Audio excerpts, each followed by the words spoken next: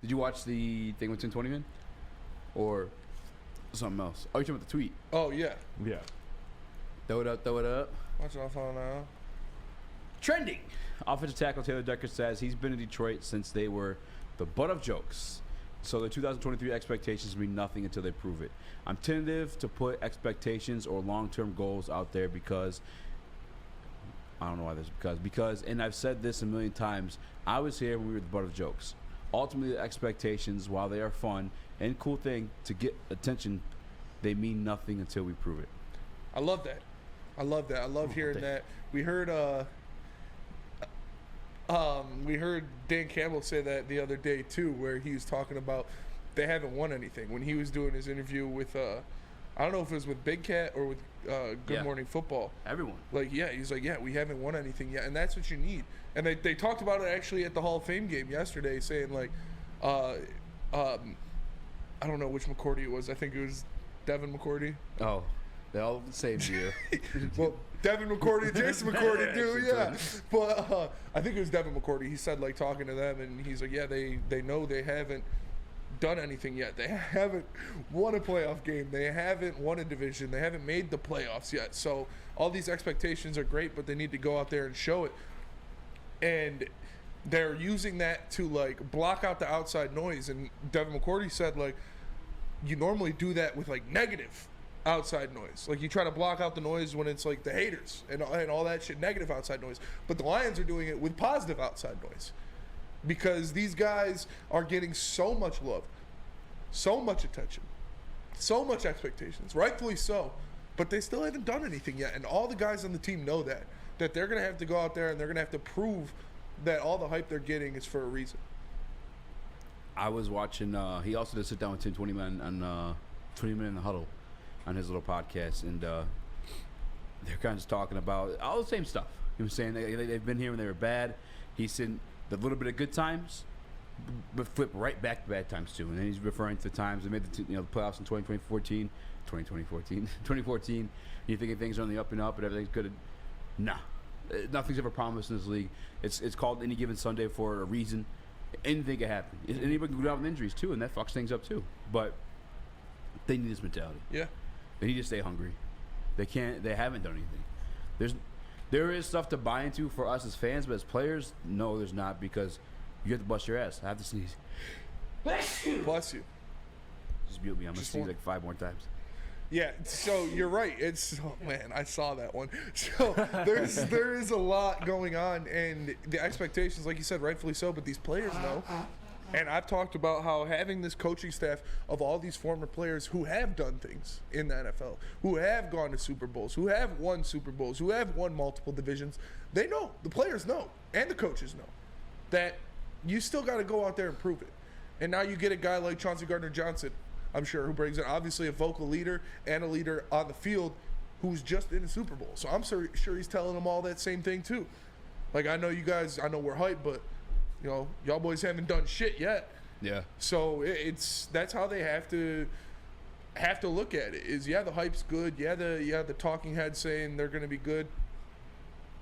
It is as awesome because technically I'm a talking head, I guess, but more talking fucking brick house. But I think they're buying into it, and they realize, they all know, it's, even though it's a young team, you have good leadership in place, and the coaching staff being former players definitely helps out with that. The part that helps out with it too is like the fact you have all this like veteran leadership in your coaching staff, not just part of the team of guys like who've been there, but guys who've also climbed out of losing situations. And may I throw a little bit of credit towards Jared Goff's way. He's part of that too.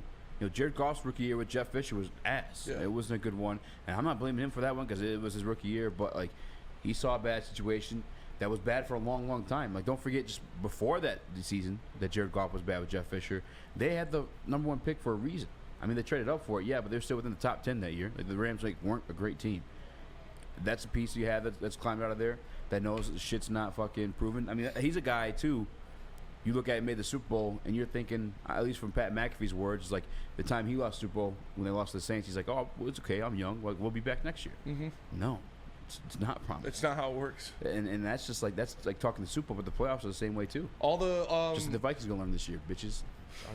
all the Lions fans know that. I mean, all the old head Lions fans know that. Like, Neil and D-Mac talk about it. Like, when the Lions were good, when they won their last playoff game, it's like they were supposed to be that team. It was them in Dallas. I forget what announcer said it. He was like, well, it looks like these are the two teams that are going to be running the NFC for a while. And it was true with Dallas, and obviously it was not true with the Lions because they didn't make it back since. Mm-hmm. So nothing's ever promised. Nothing is given to you. You got to go out there and take it, and you have to prove it every week that you can go after the dream you have, the goals you have with just such intense concentration, such intensity that no team can take it away from you. One of the coolest things, too, Taylor Decker speaking about the Detroit Lions, like, upcoming season, like, one. I think we saw it Saturday, too. I don't know if you remember that run that David Montgomery had. It wasn't like for a touchdown or anything. It was like probably 10, 15 yards. But Taylor Decker was fucking hyped for him, like super hyped for him. Well, in a lot of these interviews, that's who Taylor Decker's like talking about. I don't know if you guys remember how hyped I was when we got David Montgomery. I fucking pinned the tweet of his highlights on my profile. And I came back here at like midnight, Bears. Drunk as fuck, to make that reel. Yeah, that was awesome. Yeah. That was fucking awesome because like the reel was so legit, and I just know Spinny was fucking leaning off gin. Oh no, I was off like 7 drippas. Oh damn. Yeah. Damn. Yeah, I was at Coonan. You drove Ubered? I Ubered, yeah. Yeah, that's legendary. Yeah, that was awesome. Maybe whatever. Moving on. It's legendary reel. But Taylor Decker talking about David Montgomery and like the hype and professionalism that he brings to becoming like a Detroit Lion and wanting to win here too. And then he talked about just the offensive line too. Like Vitai's back. A lot of people forget about Graham Glasgow's back.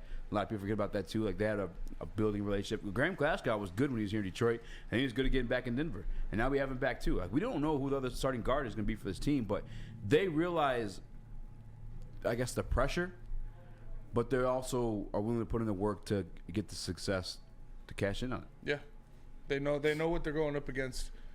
Like you said, and the Taylor Decker, Graham Glasgow, Frank Ragnow, those guys being here from when the Lions were shit, being through it all, being from here from when they were good to when they were shit again, to now being good again.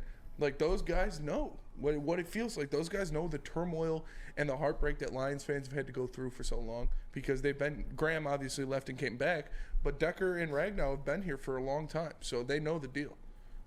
You know the deal. Our care package is here. Spino, you know what it is. I don't know what it is. Are you excited? I guess. It's yeah.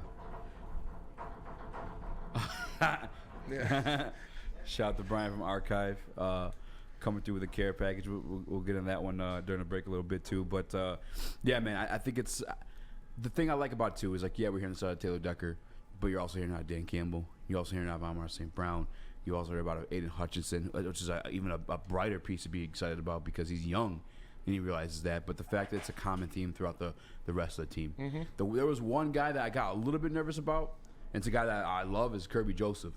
But even he said, like, fuck, we got to go prove it on the field first. Yeah. CJ, been there. Got to prove it on the field first. Yeah.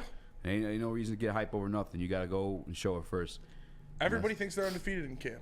Everybody thinks they're a Super Bowl winner in camp. Oh, yeah. Camp, yeah, it's great to see the guys balling. It's great to see the guys out there, but we need to see it when they lace up the helmets and put on the pads and go in between those 50-yard, or in between those end zones. Like, you need to see it on the field before you can really buy into any of it. And I'm excited. I think it's gonna transition to the field very well, but they still gotta prove it, man. Got a lot to prove.